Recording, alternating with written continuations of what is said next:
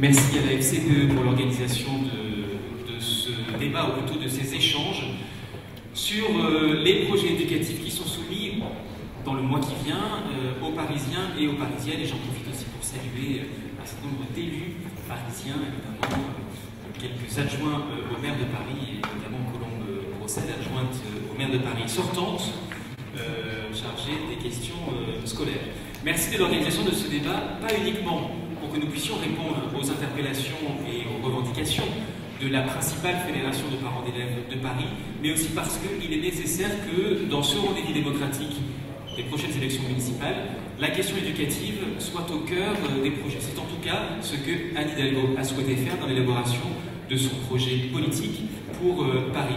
C'est important que ce soit au cœur du débat démocratique, parce que s'il y a bien un sujet où il doit y avoir un débat, parfois même des oppositions entre les options politiques, entre les camps politiques, c'est bien la question éducative. C'est le cas au niveau national, on l'a vu ces dernières années, une politique de droite ou une politique de gauche d'éducation, ça n'est pas la même chose.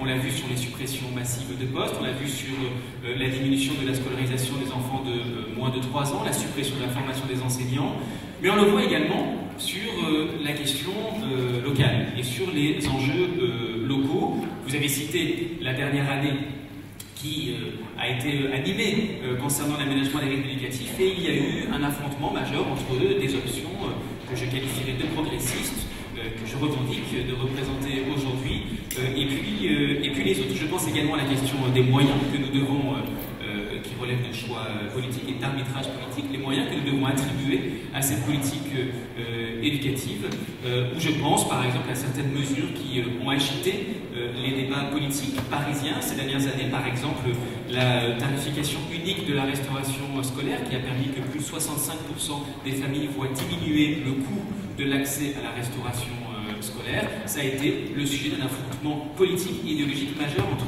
la gauche et la droite. Moi aujourd'hui, je représente une candidate, Anne Hidalgo, de gauche, qui revendique ses valeurs progressistes. Et lorsqu'on se présente sous les couleurs du progressisme dans une élection, cela veut dire que ce qui anime le quotidien des convictions, c'est la recherche de l'égalité, c'est la lutte contre les inégalités et c'est l'émancipation de tous les individus. Et évidemment, dans ce projet politique, dans cette vision de la société, la question éducative, la question des savoirs, de l'intelligence ne peut qu'être au cœur de ce projet. Et si nous avons accordé ces 2 dernières mandatures une priorité à l'éducation, nous allons poursuivre cet effort dans les années à venir. Comme je n'ai que 10 minutes, je ne préciserai pas la totalité des propositions d'Anne Hidalgo, d'autant qu'elle a pu répondre à votre questionnaire de la FCPE. Je citerai peut-être 3 axes qui, je le crois, illustrent notre projet éducatif pour les années à venir.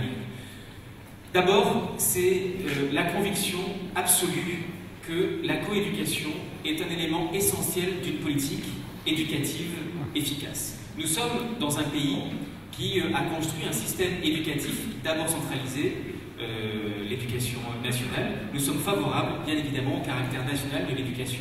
Nous sommes favorables à un cadre national des diplômes, de la formation des enseignants, des recrutements des enseignants. Et en même temps, nous savons que parfois, en raison de ce caractère national du système éducatif, nous avons laissé s'installer un système qui finalement, non seulement n'a pas limité les inégalités, mais a plutôt été producteur d'inégalités entre les territoires, et puis surtout d'inégalités de résultats scolaires en fonction des origines sociales, géographiques, culturelles des familles et de leurs enfants. La coéducation, non seulement n'est pas une entorse à ce principe d'égalité, mais au contraire doit être l'outil pour permettre qu'un enfant soit pris, un jeune scolarisé, soit pris dans la totalité de son environnement et permettre que tous les acteurs qui font l'éducation aujourd'hui, je pense évidemment aux enseignants, évidemment, je pense aux parents, je pense aux milieux associatifs, je pense aux institutions culturelles, je pense aux collectivités locales, tout ce qui contribue aujourd'hui à l'éducation des enfants doit être coordonné, doit être réfléchi,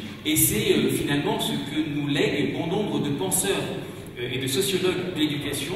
Nous sommes de fervents avocats et partisans de la coéducation. Concrètement, comment cela s'est traduit ces dernières années et comment cela doit-il se traduire dans les années à venir? D'abord, c'est une confiance absolue dans tous les acteurs éducatifs.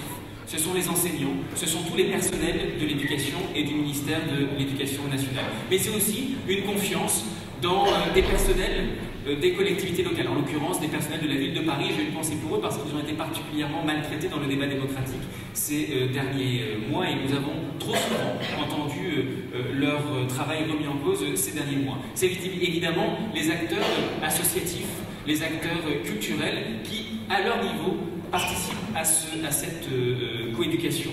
Nous l'avons vu avec l'aménagement des rythmes éducatifs. J'imagine qu'on y reviendra dans le débat. Nous sommes très fiers du choix qui a été fait par cette municipalité sortante.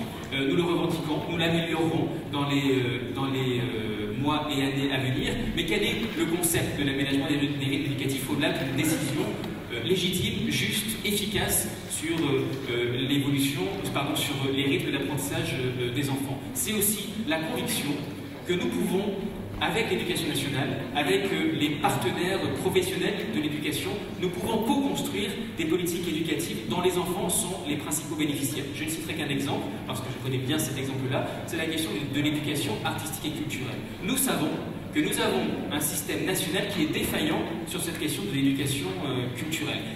Très nettement d'ailleurs si on le compare à d'autres systèmes éducatifs d'autres pays comparables aux nôtres. Nous savons que le meilleur moyen de donner plus d'égalité dans l'accès aux arts, l'accès à la culture, qui est un facteur essentiel d'émancipation des enfants, c'est par la coéducation. C'est lorsque la ville de Paris est en capacité de mettre des moyens, mais aussi de faire du lien entre des acteurs associatifs, entre des théâtres, entre des compagnies, entre des artistes, entre des œuvres, je pense au Fonds municipal d'art contemporain par exemple, et puis l'école, et puis les rythmes scolaires ou les rythmes périscolaires. Je pourrais citer également le sport, l'école numérique, je pourrais citer Paris Collège Famille. Bref, nous souhaitons renforcer tous les liens qui existent entre les acteurs éducatifs.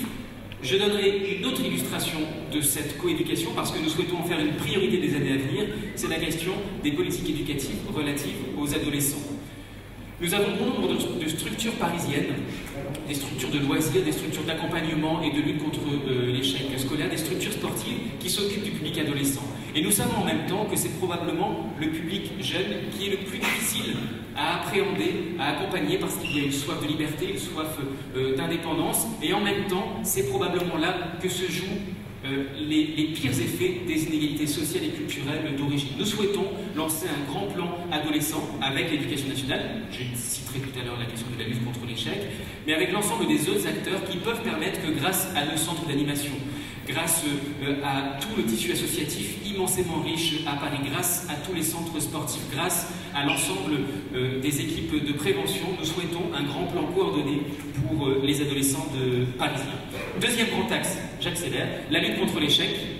C'est évidemment une priorité. Nous souhaitons lancer un pacte local de lutte contre le décrochage, en massifiant le soutien scolaire pour l'ensemble des jeunes scolarisés qui sont en situation de décrochage de difficulté, en améliorant les rendez-vous d'orientation pour l'ensemble des élèves, en favorisant les stages pour les collégiens. Nous proposons par exemple d'offrir 1000 stages pour les collégiens au sein même de la mairie de Paris.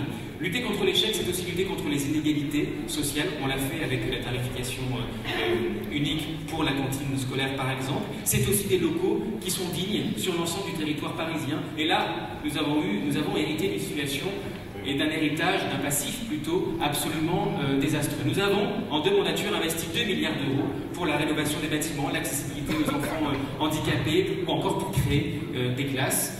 Puisque heureusement il y a une démographie qui est favorable à Paris et qui est positive. Juste à titre d'exemple et de comparaison, 2 milliards d'euros dans les investissements, dans les établissements scolaires, écoles et collèges.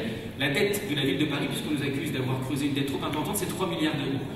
Elle n'est pas trop importante d'ailleurs, en comparé à d'autres villes, simplement pour vous dire que c'est un investissement qui est massif, déterminant et un choix politique qui a été fait par le maire de Paris sortant. Et enfin le dernier point, en 1 minute, c'est la question des personnels.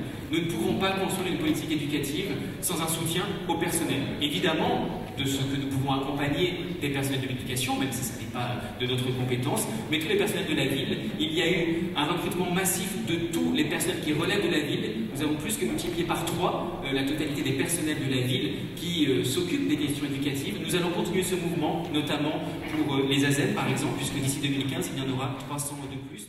Alors, à vous entendre, pardonnez-moi cette première question peut-être un peu abrupte, mais on entend un bilan, on on a le sentiment que vous installez dans une continuité de ce qui a été engagé. On a peut-être envie d'entendre des propositions très concrètes. Vous avez parlé de pacte, de coéducation. Bon, ce sont des notions, ce sont une direction, une impulsion, mais parlez-nous de vos propositions concrètes, qu'on comprenne ce qui se dégage vraiment très concrètement de votre programme. Alors, je vous en citerai un certain nombre, même si l'idéal serait que... On est déjà une. Une, par exemple, je citerai qui est emblématique, c'est le plan le pacte local de lutte contre le décrochage que nous souhaitons mettre en place. Il existe aujourd'hui bon nombre d'initiatives qui déjà essaient de mettre en cohérence des acteurs qui luttent contre le décrochage.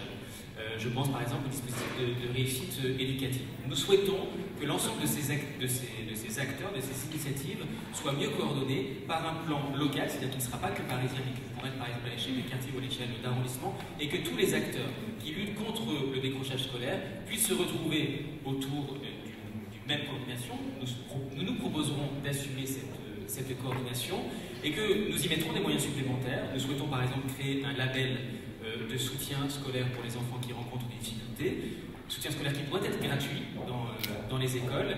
Nous savons qu'un enfant ou un jeune scolarisé, dans quelque établissement de la ville qu'il soit, il est amené au long de sa journée, de son parcours scolaire, de son année scolaire, à rencontrer une multitude d'acteurs. Il se trouve que l'ensemble de ces acteurs, qu'ils soient de l'éducation nationale ou de la ville d'ailleurs, il y a un déficit de coordination de tous ces partenaires de l'éducation des enfants. Nous proposons notamment dans les quartiers où le décrochage est le plus important, les difficultés scolaires sont les plus présentes, nous proposons que ce pacte puisse être par exemple signé par l'ensemble des partenaires.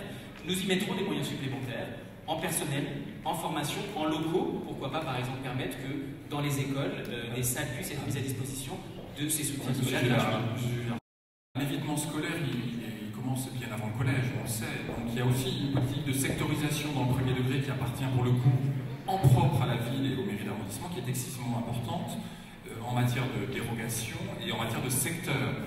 Donc quels engagements prenez-vous, parce qu'on l'a vu, l'évitement scolaire ne démarre pas qu'en sixième, il démarre bien en amont. Quels engagements précis prenez-vous pour la prochaine mandature, pour le contrôle justement de cette sectorisation et éviter dès le primaire l'évitement scolaire? Merci. Et de la précision, j'irai même plus loin que vous, l'évitement scolaire, il ne commence pas au collège, il ne commence pas au primaire, il commence bien avant, y compris sur les choix d'habitation de bon nombre de familles, parce qu'on sait que le destin scolaire aujourd'hui est tellement lié à la qualité des établissements d'accueil des enfants que des choix d'habitation des familles en réalité sont prises avant même parfois la naissance des enfants. Donc la volonté d'évitement scolaire, elle est très importante. C'est la raison pour laquelle, donc je conclue mon propos, c'est la raison pour laquelle il nous faut, j'insiste là-dessus, parce qu'il n'y a pas de débat, donc je ne pourrais pas demander ce qu'est la position de nos adversaires, mais j'insiste là-dessus, nous sommes favorables à une sectorisation. La sectorisation, là où nous avons, nous, effectivement, une responsabilité, c'est d'essayer d'éviter au maximum, c'est pas joli ce que je vais dire, mais cette stratégie d'évitement, tout ce que nous pouvons faire et ce que nous pourrons faire pour permettre que dès le plus jeune âge, la mixité sociale